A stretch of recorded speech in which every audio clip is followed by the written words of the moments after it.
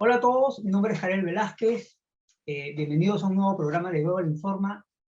Agradecemos a Radio Miraflores La Auténtica por el espacio. Los invitamos siempre a ver su programación. En este primer bloque del programa hablaremos de cuál es el perfil idóneo del próximo presidente del Perú. Para esto tenemos como invitados a Patricia Zárate, quien es la jefa del área de estudios de opinión del Instituto de Estudios Peruanos. Y también tenemos como invitado a Julio Piscoya, vicepresidente de la Asociación Escucha al Perú, quienes nos darán sus opiniones como expertos del tema. En nuestro segundo bloque, para emprendedores y empresarios, tenemos como invitado a José Rosales, director corporativo de planeamiento en Yambal Internacional, con quien hablaremos de cuáles son los principales factores de fracaso de las empresas que recién comienzan a funcionar. Por último, en nuestra secuencia para el bienestar mental, emocional y físico de las personas, hablaremos del tarot como herramienta terapéutica. Y tenemos como invitado a Ricardo Guerrero. Esperamos entonces que los temas y la participación de nuestros invitados, expertos, les sean a todos de gran beneficio. Esto es Global Informa, información reveladora, veraz y consciente.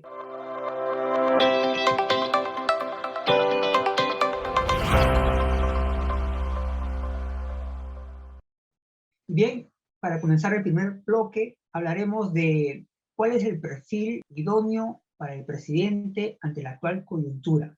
¿Qué características debe tener el presidente para poder atender y resolver este contexto tan desafiante que estamos viviendo aquí en el Perú? Para esto tenemos como entrevistada a Patricia Zárate. Ella es investigadora principales y jefa del área de estudios de opinión del Instituto de Estudios Peruanos. Bienvenida, Patricia, gracias por tu participación. No, gracias a ustedes por invitarme. Antes de comenzar la entrevista, como de costumbre, siempre el equipo de producción elabora un reportaje periodístico sobre el tema que vamos a hablar. Lo vemos y luego iniciamos la entrevista. Perfecto.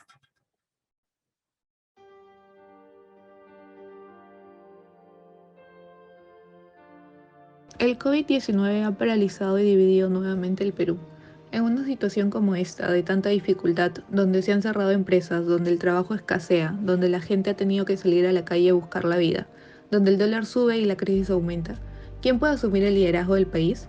El presidente de la República debe ser una persona honesta, responsable, con capacidad de gestión, con capacidad de volver a traer inversión al país. Pero, ¿buscamos volver a ser lo que fuimos antes del COVID-19? Tal vez no. La coyuntura actual nos demuestra que no nos encontrábamos preparados como país para afrontar una situación así. Por tal motivo, debemos concentrarnos en la reconstrucción de un mejor Perú. Carlos Tapia, analista político, comentó al diario Perú 21 que el próximo presidente del Perú deberá tener las características de alguien que sepa unificar el país para abordar la crisis causada por el COVID-19. Además, deberá tener carisma para poder conseguir la unidad de todos los sectores sociales, honrado a toda prueba y que no tenga nexos con algún caso criminal, y aunque no sea lo más significativo, que tenga una alta calificación profesional. El Perú debe estar dirigido por una persona que inspire a la gente, debe generar una mayor confianza y la corrupción debe dejar de existir. Además, el nuevo presidente de la República debe ser una persona con valores, alguien que se preocupe por el bienestar del país. La honestidad tiene que ser uno de los valores más predominantes en su persona. ¿Por qué? ¿Qué pasaría si realmente todo el dinero del país se invirtiera de la manera correcta? Nuestra realidad actual sería muy distinta. No necesitamos a alguien que solo se preocupe por sus intereses propios, sino a una persona que busque construir un nuevo Perú, en mejores condiciones. ¿Podría ser alguien que tenga experiencia en el sector público y privado? ¿Podría ser alguien que tenga experiencia internacional? ¿O alguien que tenga experiencia en la salud? ¿Cómo debería ser el presidente del Perú para poder reconstruir el país luego de esta crisis social, económica y política? El analista político Carlos Meléndez confirmó al diario Perú 21 que el próximo mandatario debería tener un perfil que convenza a los ciudadanos que saldrán de esta crisis provocada por el coronavirus. Luego de la nota periodística, pues surge la pregunta, ¿cuál es el perfil idóneo que debe tener el presidente de Perú ante la actual coyuntura? Más allá de las calificaciones personales, de honestidad, ¿no? Inspirar confianza, sobre todo inspirar confianza. Eso tiene que ver con el carisma también que puede tener, pero inspirar confianza a los peruanos es un tema complicado. Así que esa es una de las cosas principales. Y otro tema que creo que no se ha mencionado es su capacidad política, su involucramiento real en la política, que va más allá de su experiencia o en sector público o en sector privado. Ok, sí, en el reportaje habla mucho de ese carisma, ¿no? Y esa habilidad de poder unir al Estado. ¿Cuáles serían las características de un presidente no adecuado? Un presidente autoritario y que ceda a las ideas autoritarias que existen todavía en la ciudadanía. Un presidente que crea que las cosas se resuelven por decreto o mano dura, porque esas cosas no son estables, lo ha demostrado la historia. Es importante que crea en la legitimidad de las decisiones. La legitimidad pasa no solamente porque la población lo entienda, sino que también convoque a los diferentes sectores políticos y los haga recapacitar o más o menos encauzarse en sus ideales, ¿no? Bien, Patricia, ¿y cuál consideras que es el tipo de gobierno adecuado para el Perú en este momento? ¿Un gobierno de derecha, de centro o de izquierda? En realidad no es el gobierno que finalmente decida los ciudadanos, ¿no? Yo no, al decirte que sea de izquierda, centro o derecha, creo que estaría estableciendo una decisión personal o una impresión muy particular, ¿no? O sea, desde mi propia posición política, y no me parece el espacio para darla. Me parece que en realidad, más allá de la tendencia política que puede haber, ninguna tendencia es un ogro, ¿no? O sea, ninguna tendencia es que le haga daño al Perú.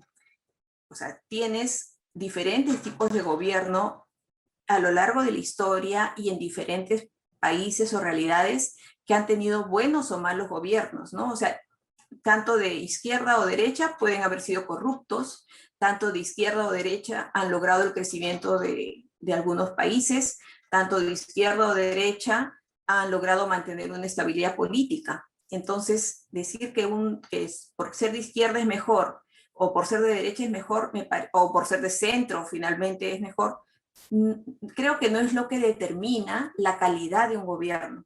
La calidad de un gobierno se determina, primero, porque las decisiones que se tomen sean legítimas, como mencioné en algún momento, y con legítimas quiero decir que tengan el apoyo de la ciudadanía y el apoyo de los diferentes grupos políticos.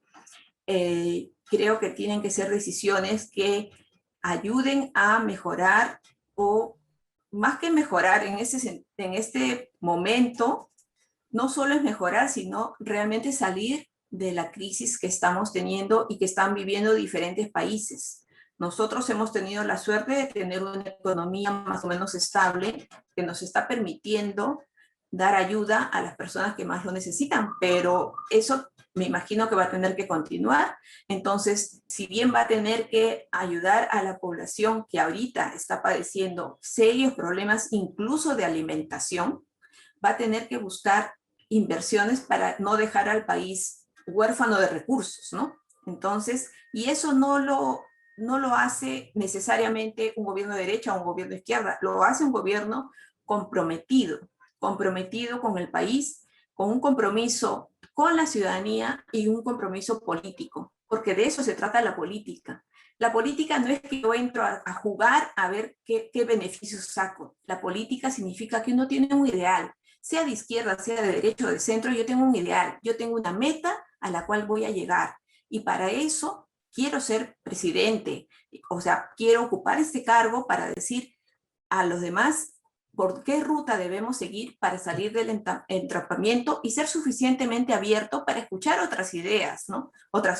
Para escuchar a otros grupos políticos que quizá no comparten mis ideales, pero ver cómo llegamos también a un consenso.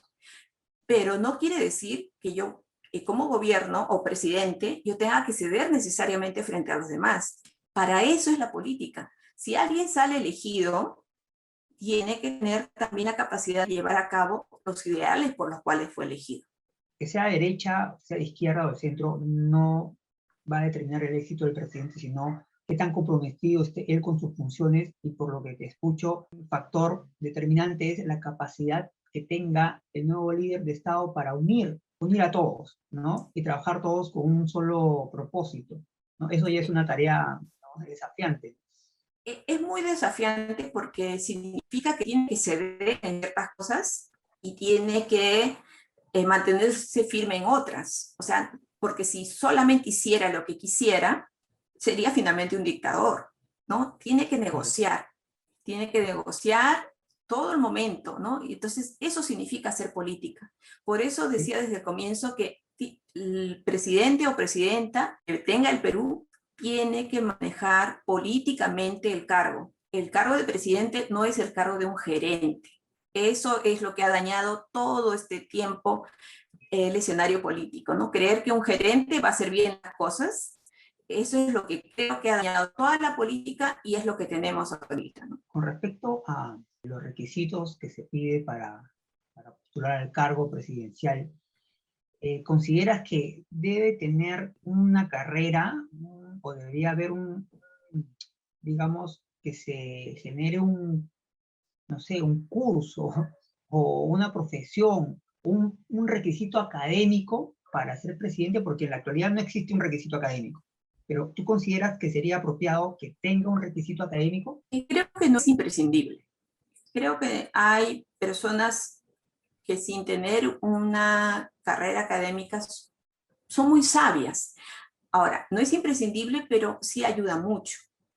Al margen de lo que uno pueda pensar de tal o cual presidente, el presidente que tengamos debería tener la capacidad de poder estar a la talla de otros líderes de otros países, porque va a tener que tener reuniones con otros líderes, ¿no? Entonces, la formación sí ayuda, ¿no? La formación académica ayuda en ese sentido. Saber otro idioma, en fin, eso sí ayuda, definitivamente. Pero yo creo que no es imprescindible si es que lograra tener ese consenso, el liderazgo, ¿no? Si pudiera tener la confianza de la mayoría de los peruanos, creo que eso ayuda mucho más. Pero obviamente el otro aspecto, más académico, más de formación, más de tener experiencia participando, dialogando, no solamente con la gente que piensa como él o ella, sino con otro tipo de líderes, ayuda mucho, ¿no? ¿Y consideras, sobre la experiencia, que para esta situación el nuevo presidente debe tener una experiencia amplia, política, quizá empresarial también, o ambas? ¿La Sobre todo experiencia política. juega un rol ahora? Creo ¿Un rol que de... hay, sí, yo creo que hay, yo confío más, como te digo, en una experiencia política. Creo que un gobierno no es lo mismo que una empresa. Y ahí yo sí soy bien tajante, ¿no? O sea, creo que la experiencia, no solo en las elecciones presidenciales, sino en muchas elecciones municipales y regionales, han tendido a priorizar los espacios como una empresa, como una gerencia de una fábrica, por decirlo de alguna manera, y las cosas no son así, ¿no? Las cosas no es solamente decir cuánto se gasta acá o allá, porque finalmente el dueño de una empresa puede decidir, porque es su dinero y puede decidir qué hacer. Acá va a tener que decidir sobre la vida de millones de personas, sobre dineros que él no ha generado, sino que ya le vienen porque son dineros del Estado, son dineros del país. Entonces tiene que tener un nivel que vaya por encima de lo empresarial, de la lógica empresarial o la lógica gerencial. Y por eso insisto, lo que necesitamos es mucha experiencia política y sobre todo experiencia política no necesariamente partidaria, puede haber sido gremial o incluso también, no digo que no sea empresario, pero me refiero a que tenga una experiencia política, que tenga conocimiento político de cómo institución política que te pueda hacer discutir o no con determinados grupos, que te pueda hacer dejar de lado tus intereses personales por unos intereses que están más allá de tu persona, sino que son intereses del país. Porque una vez que tú asumes la presidencia, que una persona asume la presidencia de nuestro país, tiene que pensar de otra manera. Correcto. Para finalizar, Patricia, y resumiendo, ¿cuál crees que sea la característica principal que deba tener un presidente ante la actual coyuntura? Presidente del Perú ante la actual coyuntura. Bueno, más allá del liderazgo, y creo que liderazgo, eso es lo que combina todo, porque el liderazgo te permite tomar decisiones en el momento, porque va a haber momentos críticos, ya los estamos teniendo, en que va a tener que tomar decisiones y decisiones que tienen que involucrar a más gente. Si alguien tiene liderazgo, significa que nos dice, vamos a ir por esta ruta, síganme por acá y nos convence. Eso es liderazgo. Bien, ha sido Patricia Zárate una de las investigadoras principales y jefa del área de estudio de opinión del Instituto de Estudios Peruanos. Muchas gracias, Patricia, por tu opinión e información. Esperamos nuevamente tenerte en el programa. Gracias. Gracias a ustedes.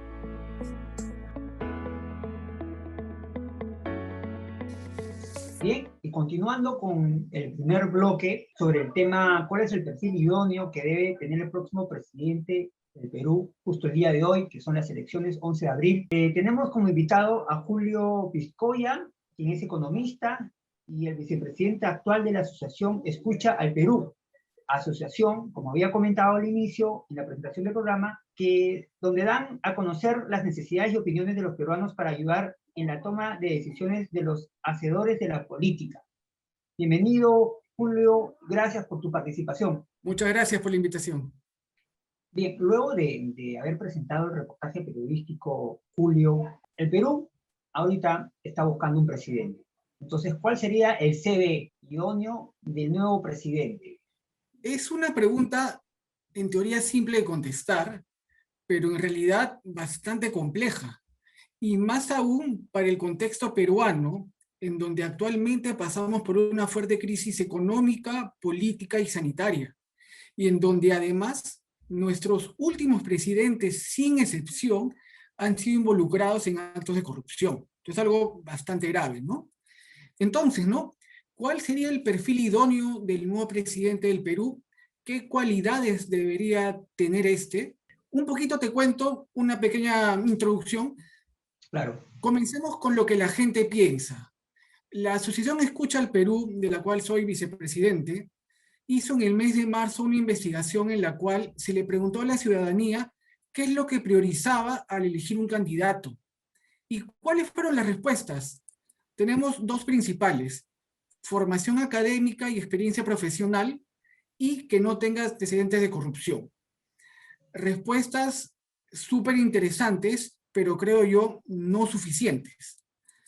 Acá me gustaría agregar algunas otras cualidades que creo yo que son muy importantes y que son complementarias a las anteriormente comentadas. En primer lugar, dialogante. Yo creo que una cualidad muy importante es que tenga capacidad de generar consensos, más aún cuando tenemos actualmente una sociedad y una política muy dividida y muy fragmentada, ¿no? Siguiente punto, que sea gestor, que hagan que las cosas sucedan. Acá en el país, por dar un ejemplo, ¿no? Para hacer una obra, una pista, un hospital, algo que puede demorar, no sé, pues 6 meses, termina demorándose 1 año o más. Y esto no puede ser. Claro. Tú haces eso en el sector privado y te votan, ¿no? No hay otra alternativa, ¿no? Tenemos que tener conciencia que estamos manejando recursos del Estado que no son propios y que además son escasos. Entonces tenemos que ser muy eficientes en el manejo del dinero público, porque sabemos que es el dinero de todos los peruanos. Como tercer punto que yo considero importante dentro de un perfil presidencial es que tenga mucha empatía, empatía social, ponerse en los zapatos del otro. El presidente debe conocer la realidad de todos los peruanos. Creo que, lamentablemente, no mucha gente no sabe las innumerables carencias que tienen los sectores más vulnerables en la sociedad. Y eso es lo que se debe saber para realmente conocer y saber qué sienten los peruanos menos favorecidos. Y por último, y por esto no es menos importante, es más, creo yo que es lo más importante de todas las cualidades que se deberían tener, es que tenga ética y que tenga valores. De nada me va a servir que alguien tenga todas las cualidades que hemos enumerado anteriormente si es que no tenemos unos sólidos valores morales. Y esto lamentablemente no es un problema exclusivamente del Perú, sino también de muchas otras partes del mundo. Y creo yo, en mi opinión, que estos valores se tienen que basar teniendo a la familia como núcleo fundamental de la sociedad. Bueno, ya el requisito de que no sea corrupto, ¿no? Ya es un requisito, digamos, un poco difícil, ¿no?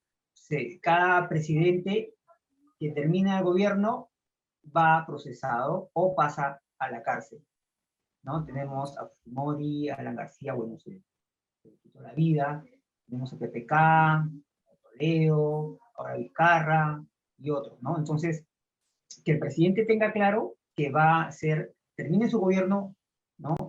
La justicia va a poner, ¿no?, atención a su gestión. El tema de la corrupción ya nadie quiere saber.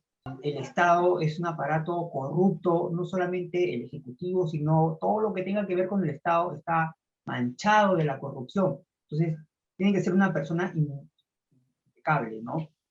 Eso ya es un desafío, encontrar un CV con una persona así. Me viene la pregunta si es que debe ser una persona 100% política, una persona que venga del sector privado, o una persona, como decía el reportaje, que tenga experiencia y trayectoria internacional, o un mix de todo esto.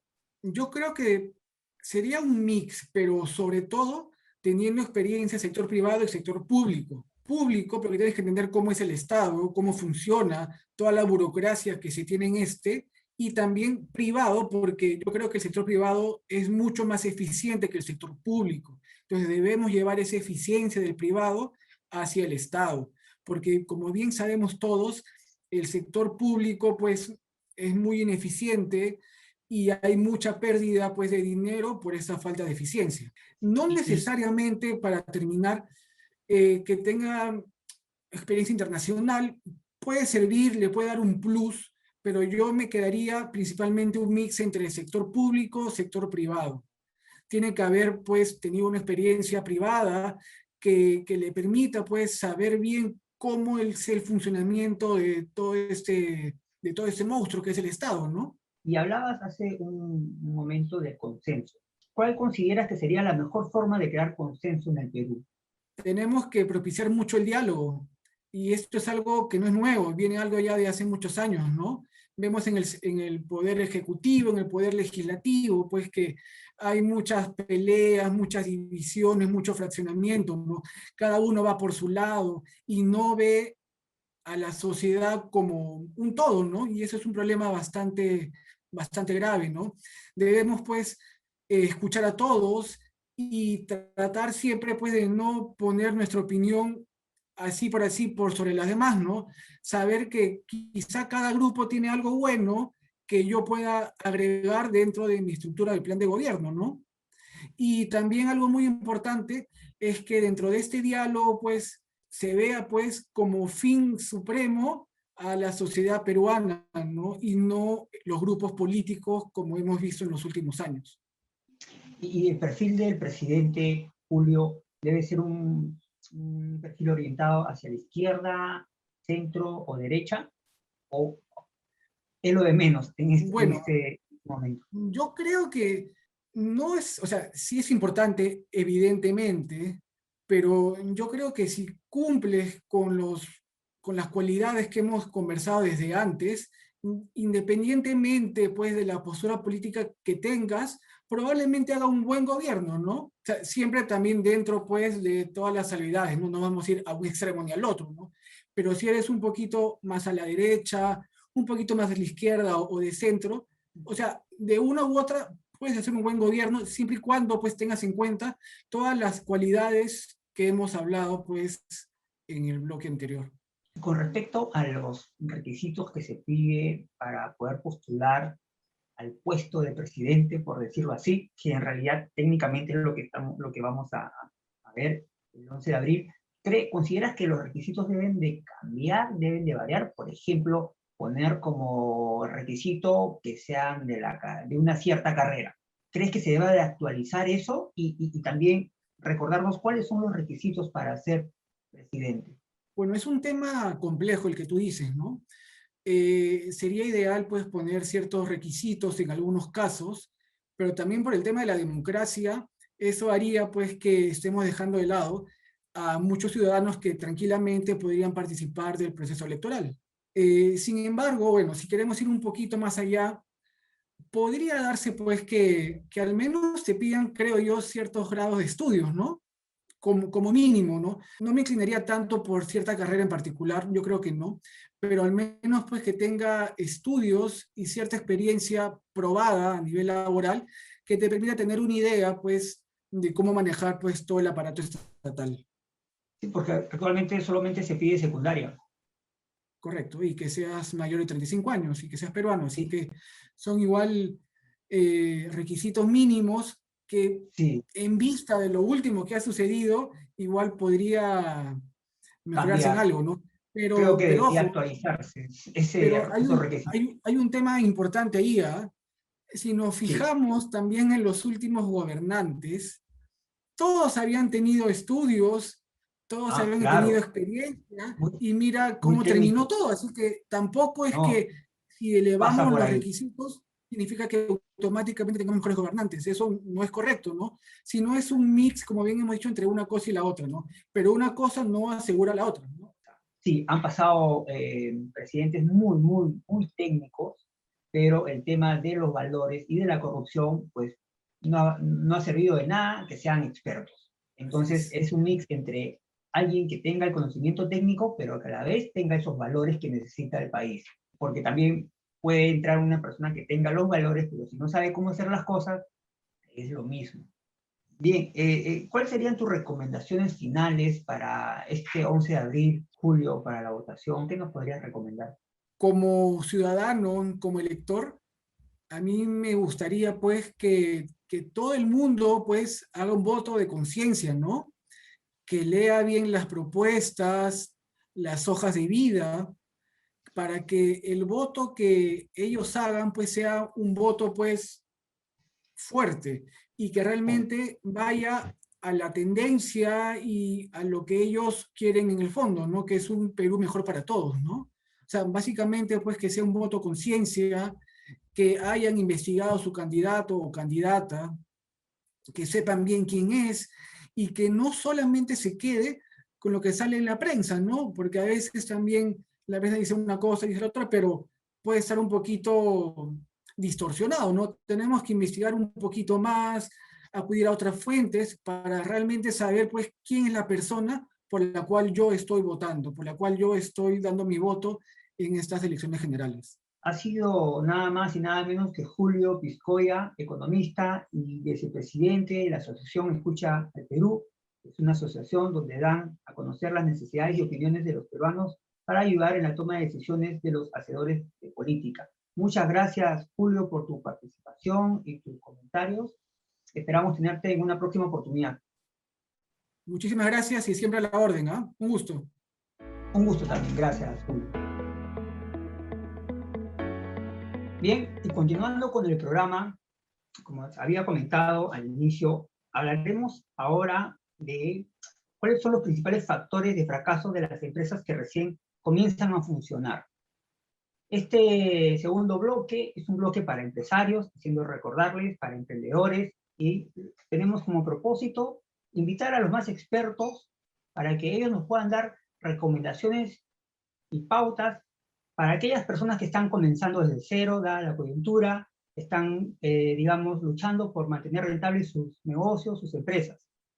Para este bloque tenemos como invitado a José Rosales, él es director corporativo de planeamiento en Yambal Internacional. Bienvenido, José, gracias por aceptar la invitación. Carlos, muchas gracias a ti y a tu empresa por la invitación. Al contrario, para mí es un gusto estar con ustedes. Bien, hacerles recordar que este bloque viene auspiciado por Global Innovation Consulting, que es una empresa consultora que ofrece un sistema único en el mercado denominado Quantum Business, mediante el cual se brinda toda clase de información que las firmas reconocidas y sistemas modernos no logran descifrar. Con esta innovación se logra obtener diagnósticos acertados, se realizan implementaciones técnicas con gran efectividad y brinda soluciones ante cualquier desafío organizacional. Sus principales servicios son detectar nuevos consumidores, brindar información precisa para solucionar cualquier crisis organizacional y trabajar con cada área de la organización. Contáctelos a través de sus redes y correos que aparecen en pantalla. Bien, para comenzar la entrevista, el equipo de producción ha elaborado un reportaje periodístico. Lo vemos y luego iniciamos la entrevista. José, ¿te parece? Claro que sí. ¿Qué tienen en común Montalvo Spa, el Grupo Torbisco y Helados Ártica? Pues son empresas peruanas de diferentes rubros que surgieron desde cero y ahora son grandes referentes para nuevos emprendedores. Sin embargo, estas historias de éxito no se consolidaron de la noche a la mañana. En el camino, muchos emprendedores se encuentran con obstáculos y a menudo cometen errores que pueden costarles su negocio. El 80% de las empresas fracasan antes de los 5 primeros años y el 90% no llega a los 10 años según Money Crashers. ¿A qué se debe estas estadísticas? Y lo más importante, ¿cómo evitar este escenario? Es fundamental saber interpretar las señales, adaptarse al mercado, a las necesidades del público objetivo y tener en cuenta las razones por las que suele decaer un nuevo negocio. A continuación, una lista con los 5 principales factores que producen el fracaso de las empresas que recién comienzan. Empezar por la razón equivocada.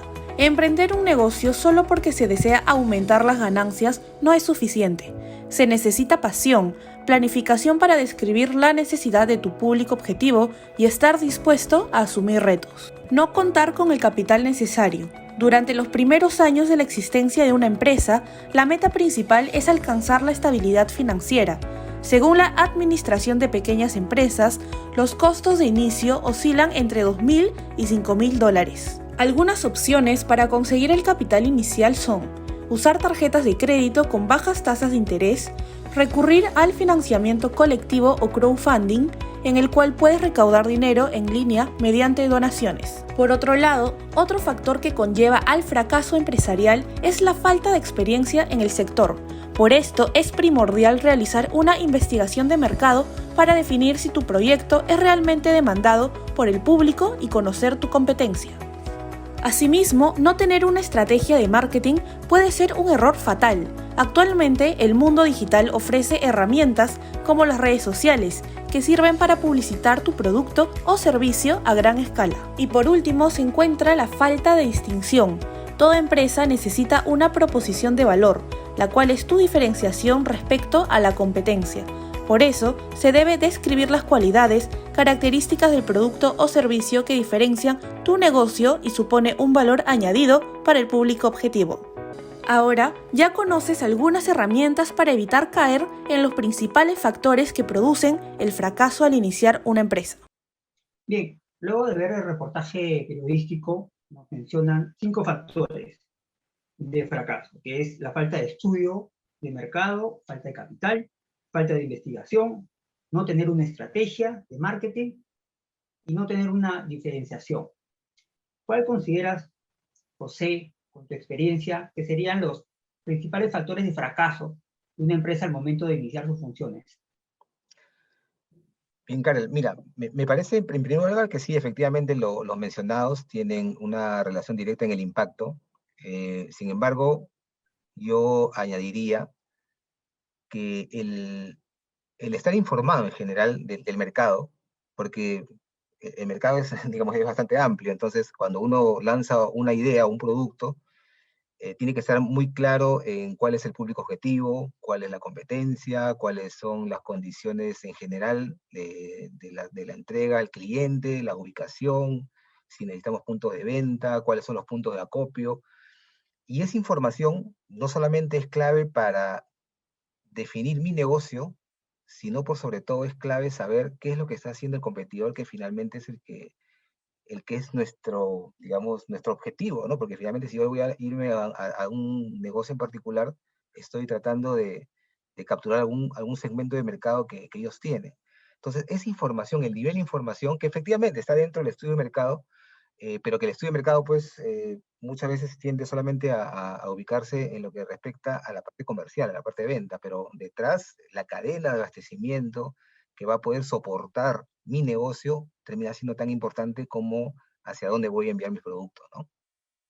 Correcto. ¿Y cuál consideras, José, que serían el método para identificar qué negocios no son rentables? Uno investiga qué negocios son rentables, ¿no? Pero acá la pregunta es al revés. ¿Cómo hago yo para identificar que este negocio que quiero emprender realmente está saturado, ¿no? Que ya viene de bajada, ¿no? ¿Cómo identifico yo un negocio no rentable? Mira, en primer lugar, yo te podría decir que todos los negocios son rentables, ¿no? Todos, realmente, todos son rentables. Sin embargo, un aspecto importante de los negocios no solamente tiene que ver con la rentabilidad, sino con el flujo de caja. Es decir, qué tan rápido yo recupero, qué tan rápido ese ciclo de cash es, digamos, dependiendo del sector, hay ciclos que son más cortos y otros que son más extensos y son naturales de esos ciclos y de esos sectores industriales. Sin embargo, con un emprendedor tiene que tener clarísimo cuáles son los tiempos esperados en los que él va a recuperar ese dinero, cómo va a dar vuelta. No es digamos, vamos a ir, una bodega probablemente esté recibiendo liquidez permanentemente, pero sin embargo, si yo más bien coloco una fábrica de zapatos, es otro negocio, porque ahí tengo que pagarle a mis proveedores probablemente por adelantado, ¿no? Pasa un tiempo de inventario, de fabricación, de colocación de producto, y después recién de eso cobro. Ese tiempo que pasa, desde que pagué, y hasta que cobré, determina la velocidad de mi flujo de caja. Y si ese flujo es lento en comparación con la capacidad que tengo yo de recibir liquidez por las ventas que he venido realizando, me voy a encontrar atrapado. Entonces, más que la rentabilidad, yo te diría que es qué tan el negocio hoy día, qué tanto realmente puede generar una velocidad adecuada de recuperación de inversión. Porque los negocios al final son rentables, o sea, tú puedes ganar un margen, pero si no tienes las espaldas financieras para soportar los tiempos largos, y hoy día más largos, hoy día son más largos porque finalmente la gente, Claro. las empresas Son prefieren, los infinitos. clientes, claro, los clientes Sí, prefieren pedirte, oye, dame 15 días más, dame 30 días más, y bueno, sí. tú tienes que seguir soportando tu negocio con una liquidez menor a la que estabas acostumbrado antes. Entonces, y la rentabilidad se va a dar, se va a dar. Ahora, la rentabilidad se va a reducir ¿cuándo? Cuando ya no tengas liquidez, vas a tener que ir a tocar la puerta a un banco para pedir plata para cubrir tus gastos. Y ya se acabó la rentabilidad, ¿no? Entonces, esa lectura y ese análisis me parece que es importante que se identifique, ¿no? Mis proveedores, ¿cuánto tiempo me darían para pagarle? Mis clientes, más o menos, en cuánto tiempo pagan este tipo de productos. Es una lectura clave, ¿no? Diría yo. Y perfecto. Y con respecto a los bancos que mencionas, ¿cómo, qué sistemas, ¿no? Digamos, ofrece el sector bancario para el emprendedor, ¿no? ¿A dónde pueden acudir los que están iniciando o necesitan pues un capital para que los ayude a mantenerse en el mercado? A ver, eh, es una pregunta importante y la mencionaba en el video, ¿no? Efectivamente existen hoy día estas opciones de crowdfunding que están muy dirigidas a negocios nuevos, pero que también sean innovadores o que tengan alguna característica diferenciadora que pueda generar algún atractivo en un público inversionista. Pero eso no pasa con todo, o sea, no es que tengamos innovación cada 30 segundos en el país, entonces los demás son negocios tradicionales. Hoy día las personas están tratando de sobrellevar la situación, crean negocios con algún tipo de liquidez que tengan y si no la tienen, si no has hecho nada, si tu empresa todavía no está rodando, es complicado que le toques la puerta a un banco con un plan de negocio y que te dé dinero. Los bancos, las financieras normalmente te están dando dinero cuando tu negocio está rodando, ya tiene un historial, tiene información de los estados financieros, del flujo de caja, de los niveles de inventario que tienes, cuáles son tus clientes, si tus tributos los estás pagando puntualmente, si tus CTS, la AFP, a tu personal están cubiertas. Si tú no estás cumpliendo digamos, con esos requisitos, como cualquier otra entidad financiera que tiene papeles y checklist de qué es lo que te tiene que pedir, un poco complicado. Es como a una persona, igual a una persona natural, tú quieres pedir un préstamo, tienes que dar un soporte de que puedes pagar. Y hoy día esa condición es más complicada, ¿no? Y eso, pues, lamentablemente, digamos, abre estas posibilidades de un mercado paralelo, que ya son dañinas también para finalmente la sociedad al final, ¿no? Porque son generadoras Sí. de algún tipo de delincuencia también, ¿no? Pero te diría en O todo sea, caso que, perdón, solamente para acabar la idea, Karen, Te diría que en todo caso sí hay opciones, y yo creo, incluso por experiencia, que a veces las sociedades ayudan mucho, ¿no? Es decir, tú tienes una buena idea, pero esa buena idea calza con algún otro negocio, de algo que tú conozcas, alguna persona que tenga un emprendimiento similar, y que pueden unirse, ¿no? Pueden unirse para generar una sinergia, y cada uno administra el suyo, pero digamos ya tienes de alguna manera un soporte financiero, ¿no? Es una posibilidad que Claro, creo una yo que está sociedad, dando bastante. Así es, así es. claro, claro, y en la coyuntura, pues creo que es lo más idóneo asociarte, ¿no? Mira, Con, sí, mira que bueno, las empresas son las empresas independientemente del tamaño, pero hoy día tenemos ejemplos clarísimos de compañías peruanas que se están asociando, ¿no? Es decir, un Ripley con un Tambo, ¿no?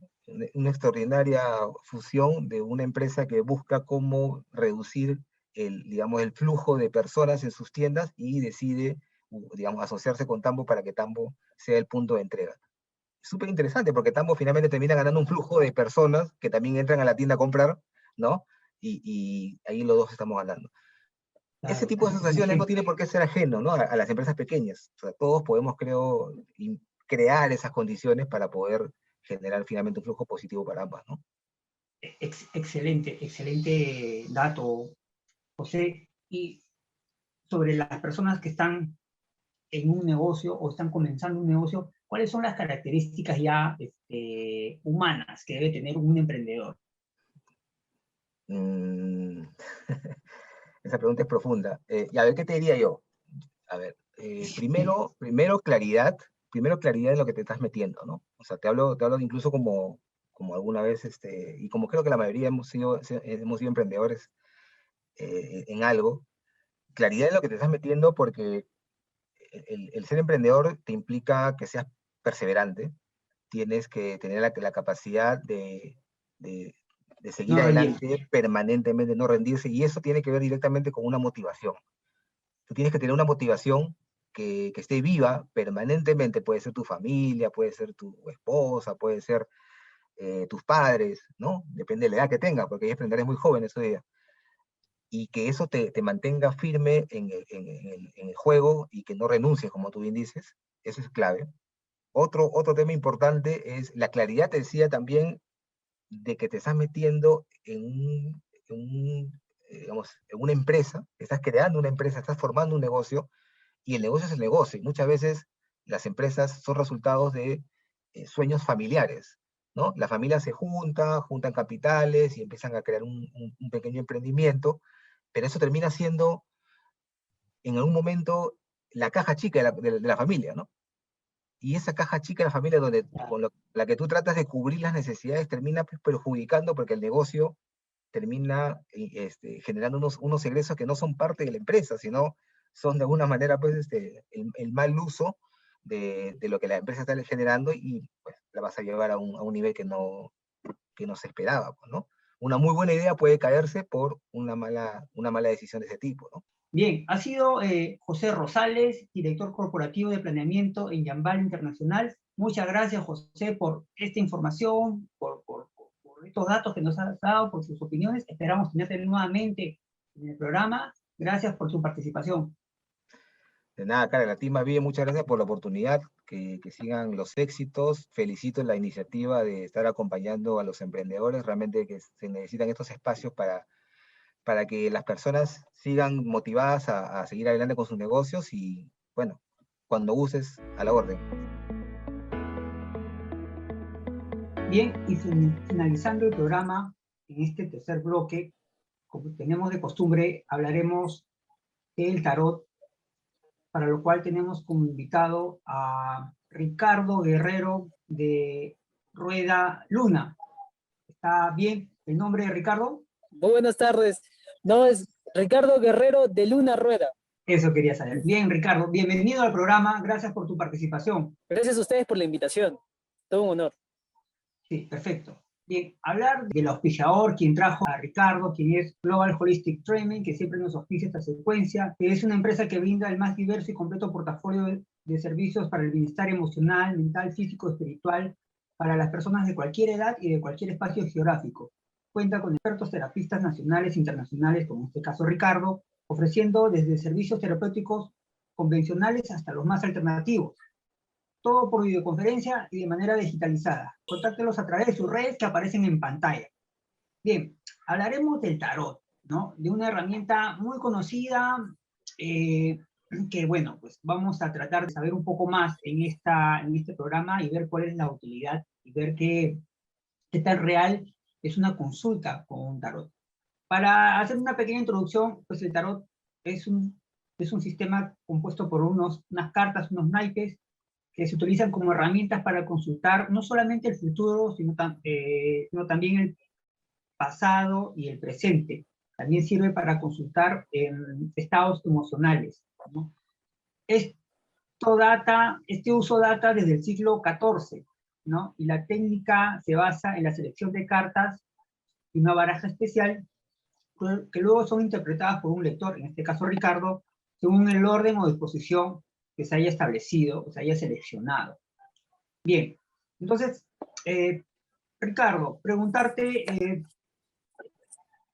si el tarot realmente nos permite predecir el futuro, y si es una herramienta que nos, como acabo de comentar, de ver estados presentes, ¿no? De ver situaciones también del pasado. Esto realmente es una herramienta que te puede dar una información fiable. Es una muy buena pregunta, es muy interesante. Bueno, pero como arqueólogo, uno va investigando diferentes actitudes de las sociedades a lo largo de la historia. Y todas las sociedades a lo largo de la historia tienen un componente, una capacidad oracular. Ha habido personas que tienen una capacidad de sanar a través de las manos, y otras personas que tienen la capacidad de saber leer y en cierto modo predecir algunas cosas. Por ejemplo, los celtas y los nórdicos usaban runas, aquí en los Andes se usa la coca o se ha utilizado las llamas en algunos casos. Entonces, yo sí creo que es una capacidad natural del ser humano, esta capacidad oracular, ¿no? Es natural. No todos los seres humanos la desarrollan y no todos los seres humanos tienen por qué desarrollarla, pero los que están interesados en descubrir esta capacidad, pues yo sí creo que finalmente tienen, digamos que, aseveraciones muy precisas de lo que ha existido. Y aparte se habla mucho del predecir y esa forma es el profetizar, ¿no? Entonces, ha habido profetas a lo largo de la historia y profetizas también que justamente dan cuenta y dan realidad de esa capacidad oracular. Entonces, sí, para mí sí es factible que eso sea así cierto. Bien, sí, también recordar que Ricardo, aparte de ser tarotista con más de 6 años de experiencia, es también arqueólogo. Ahorita te encuentras fuera de Lima, ¿verdad? Sí, ahorita estoy en un trabajo aquí en Huánuco, gracias a Dios, y bueno, a mis ancestros y a mis apus. Claro. Y sí, ahorita trabajando, visitando varios lugares de aquí a esta sierra tan hermosa. Sí, por eso el tema de la conectividad y la señal, ¿no? Eso para que pueda entender el público que ahorita la señal no es tan buena, ¿no? Entender el contexto. Bien, el tarot es un instrumento adivinatorio, es un oráculo de los tantos que existen. ¿Por qué existe tanto prejuicio ante el tarot? Yo creo que es por este hecho de que vamos descubriendo poco a poco cómo utilizar esta capacidad.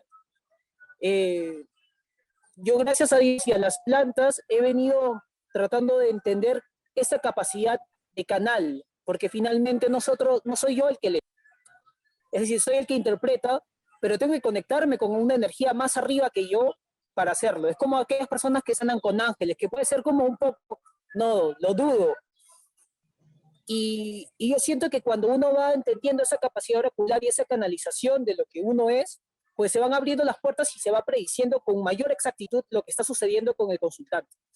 Entonces sí hay un prejuicio porque el que no aprende canalización y de repente descubre por algunas cuestiones de la vida cómo predecir cosas a través de un oráculo que puede ser el tarot o la coca o alguna otra herramienta, alguna otra técnica, si no lo hace desde el corazón, digamos, desde el servicio al ser humano, siento que se puede perder, ¿no? Y puede haber laberintos y puede decir, bueno, yo soy el que tiene ese poder y yo soy el que practica eso. Entonces esa idea del ego y del yo soy, de esa capacidad, puede también algunas veces generar un mareo en las personas y por eso es más difícil que la gente crea en ellos, ¿no? O crea en nosotros o en las O personas sea, que ofrecen estos servicios, ¿no? te refieres más al tarotista, o sea, que puede ser un tarotista, digamos, que no maneje, que no conozca a profundidad esta herramienta. Exacto, exacto, exacto. Es una persona, claro, claro, hay Puedes cosas que encontrar ese charlatanes, tarotista tiene que ir aprendiendo. estafadores, ¿no? Que, digamos, por Cierto, aprovecharse de una situación que está pasando una persona desesperada, ¿no? Y opta por quizá hacerse una consulta de tarot, se aproveche. ¿Cómo uno puede diferenciar de un charlatán, de una persona que te está engañando? exacto. Esa es una buena pregunta, ¿no? También, ¿cómo diferenciar eso? Y yo creo que eso es muy subjetivo también, ¿no? Pero yo siento que las personas van desarrollando a lo largo de su vida una capacidad empática, de sentir la energía y la frecuencia de las otras personas. Yo no te puedo decir con exactitud cómo diferenciarlo, pero sí puedo recomendar que cuando lean las cartas o cuando vayan a un tarotista, que lo miren de frente a los ojos y que le digan la verdad, ¿no? Porque a veces queremos, no sé, como, digamos que mover las cosas para ciertos lados y no decir lo que sentimos en ese momento que puede ser muy perjudicial o de repente puede ser una mala noticia para esa persona y mentimos, ¿no?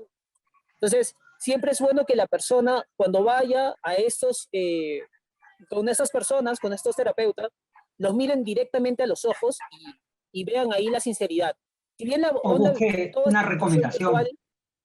sí. O sea, yo no te puedo decir quién es charlatán y quién no, porque eso es un proceso de la vida, ¿no? De repente en un inicio uno puede decir, yo puedo hacer todo esto, ¿no? Pero luego se da cuenta a través de caídas, de golpes, que, bueno, puedo hacerlo mejor, ¿no? ¿Y cómo es eso? Con humildad. Porque esta capacidad, esta canalización solo se logra abrir con humildad y con mucho amor a la Correcto, vida y al Ricardo. servicio. Ricardo, pero también pues uno puede pedir una recomendación y de esa manera ya va descartando, ¿no? Que Cierto, te cierto. recomienden Sí, a un tarotista de confianza y con eso ya descartas digamos, a los charlatanes. Y el tarot, dime, ¿qué es una herramienta de guía que te puede ver diferentes aspectos, el económico, proyectos, relaciones familiares, abarca todo o tiene límites el tarot? sí, sí tiene límites, sí tiene límites. Eh, Desde lo que yo he venido trabajando desde hace ya 6 años, ahí sacando recuento con las preguntas que me hacías antes, era este hecho de, ¿para qué voy a utilizar esto? ¿No? ¿Y cuáles son los límites del tarot?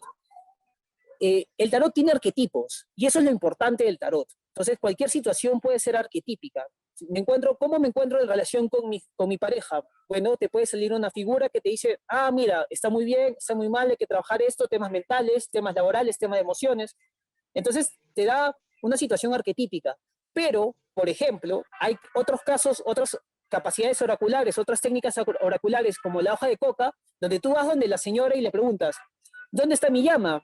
Y ella te dice, aquí está tu llama. Yo no sé, y realmente para mí es muy difícil, quizás con el tarot, poder llegar a saber con exactitud dónde puede estar la oveja, la llama o la vaca de ciertas personas. Entonces yo creo que hay ¿Te refieres diferencias, ¿no? De las a llama capacidades. gemela? No, no, me refiero a que a veces en los Andes, por ejemplo, se pierde un animal Ya, y la correcto. gente va a acudir a la hoja de coca para preguntarle dónde está el animal y bueno, las personas que manejan la hoja de coca le pueden decir exactamente dónde está. Yo creo que, por ejemplo, en el tarot, o no sé, nunca he escuchado a alguien que a través del tarot pueda saber dónde puede estar un animal. Entonces ahí sí hay capacidades oraculares, e incluso en el tiempo de predicción. Y ahí yo creo que viene un tema alquímico, ¿no? Que podemos hablar quizás otro programa, ¿no? En otra ocasión, porque hay un intercambio de energías como todo. Entonces, si hay una capacidad oracular y le voy a leer a una persona, entonces hay un intercambio que yo le estoy colocando para esa lectura. Pero si yo quisiera saber, por ejemplo, quién va a ser el presidente del país este 11 de abril, no creo que el tarot me pueda decir alguna idea. Puede dar algunas cosas, ¿no? Pero se necesita un intercambio ¿Y qué más cosas fuerte porque la puntuales, pregunta es más grande también. ya, y qué cosas puntuales te puede servir el tarot? A ver, yo soy una persona, digamos, que tiene un negocio y quiero saber si voy a invertir o no voy a invertir, o soy una persona que tiene, qué sé yo, una pareja y quisiera que mi relación esté mucho mejor. o quiero conquistar a alguien, etcétera, porque creo que mucha gente le interesa el amor, creo, y luego el dinero, ¿no? Entonces creo Cierto, que son las cierto, preguntas más generales. Entonces, el tarot, es qué cierto. me soluciona esto? ¿Me da una guía? ¿Me da una respuesta? Pues hay un entendimiento de, bueno, el tarot de Marsella y el tarot de Rider, que deriva del de Marsella, tienen cuatro palos. Tiene bastones, oros, copas y espadas. Entonces, cada uno de estos elementos representa algo de la vida: emociones, materialidad, trabajo, esfuerzo y temas mentales. Entonces, como las cartas funcionan a través de arquetipos, yo fui aprendiendo algunas técnicas en las cuales, por ejemplo, el caso de negocios, ¿no? ¿Qué sucede con mi negocio? ¿Por qué no pasa esto? ¿Por qué no pasa el otro? Muy bien. Tengo como un FODA con las cartas. 4 cartas van a ser tus potencialidades, cosas que tú de repente sabes, las reconoces, pero quizás no le estás dando tanta bola. El tarot te ayuda como, oye, acuérdate que tú eres bueno pasando momentos difíciles, acuérdate que tú embelleces las cosas de una forma increíble, acuérdate que tienes mucho servicio, mucho amor a la vida. Entonces te hace como dar cuenta de que existen cosas muy positivas tuyo para ese negocio. Y después te da tus debilidades, ¿no? De repente estás muy apegado a temas materiales, de repente tienes una ruptura del corazón que por no sanarla no se abren otras puertas. Entonces, hay formas de poder manifestar las cartas como para poder ayudarte a entender qué obstáculos tienes y poder resolverlos, y de esa forma abrir las puertas que van correspondiendo a lo que tú requieres en ese momento, ¿no? Si quiero amor, ¿qué necesito? Bueno, hay que cultivar el amor a uno mismo, hay que ser muy consciente de cómo amamos y la forma como queremos amar, y vamos amando a nosotros mismos y va llegando, va fluyendo la pareja, porque si no sabemos amarnos a nosotros mismos es un poco difícil también amar a los demás, ¿no? Entonces, yo lo que voy cuando leo las cartas es hacia la persona. Puedo sacar una que otra carta por otra persona, pero yo sugiero que no, porque lo importante eres tú, cómo tú te estás desarrollando, cómo está tu relación con tu madre, con tu padre, con tu hermano, con tu pareja. Y cuando uno va afinando esas relaciones, el universo es más placentero, el universo es más tranquilo, ¿no? Empezamos a crear nuestro paraíso, en nuestro propio universo, sin necesidad de ir a un paraíso directamente. Pero la idea de poder estar en paz y en calma con los demás, eso es lo importante de esta visión terapéutica de tarot. Bien, ha sido Ricardo Guerrero de Luna Rueda, especialista en tarot, arqueólogo también, justamente está en Huánuco haciendo un trabajo de arqueología, por eso el tema de la conectividad. Disculpas del caso. A Ricardo Guerrero lo encuentran en Global Holistic Treatment, pueden escribir y reservar una cita con él. Muchas gracias, Ricardo, por tu participación y hasta una próxima. Muchas gracias a ustedes, y que Dios los bendiga. Bien, eso ha sido todo por hoy. Esperamos que los temas y la participación de nuestros expertos invitados les haya sido de gran utilidad a todos. Agradecemos a Radio Miraflores La Auténtica por el espacio. Esto ha sido Global Informa, información reveladora, veraz y consciente. Yo soy Karel Velázquez. Muchas gracias.